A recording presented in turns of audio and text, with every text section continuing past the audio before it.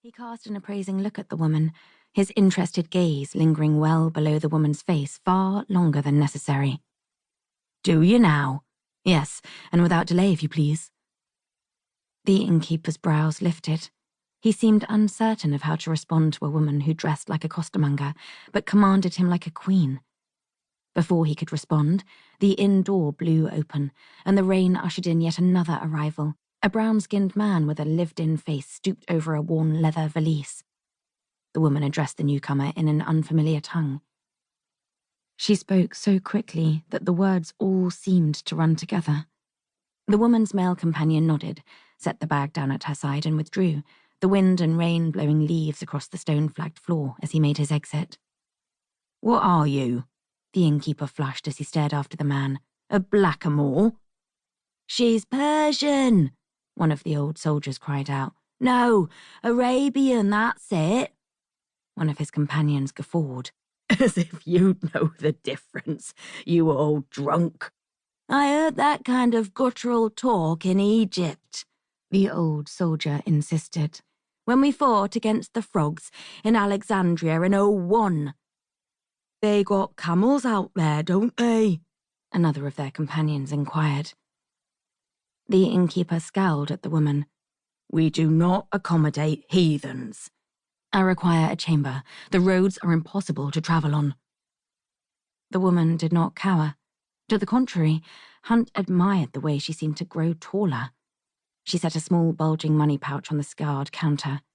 "I will pay handsomely." A hush came over the taproom. The once boisterous throng of soldiers and labourers grew silent, their eyes now fixed on the woman. Even a group of miscreants singing vulgar songs stopped their racket. The innkeeper realised he had an audience. "You need a place to sleep?" He crossed his arms over a high belly. "Perhaps one of these fine men will see to you. I am certain a wench such as yourself is well used to accommodating her betters." "Maybe she learned some tricks in her master's harem," one man called out, amidst guffaws of approval. Hunt set down his pewter tankard. He did not care for the restless tension that stretched the air, nor for the fact that the woman was the lone female in a crush of drunken men already agitated about being cooped up at the inn. Even the serving girls had vanished. "I will take that chamber now," she said firmly, as if she was ordering fripperies in Mayfair. She paid no mind to the leering ruffians edging ever closer. Hunt slowly rose from his chair, sliding his hand beneath his tailcoat. His fingers brushed the cool barrel of the flintlock pistol he'd removed from his valise and clipped to his trousers. He never travelled unarmed. Country roads could be treacherous for a man on his own, particularly a duke. His security team blanched whenever he indulged in these occasional solitary sojourns. The outings were much-needed reprieves from the strictures of a title he'd never expected to inherit. A bachelor duke under 70, with £15,000 a year, tended to draw unwanted attention.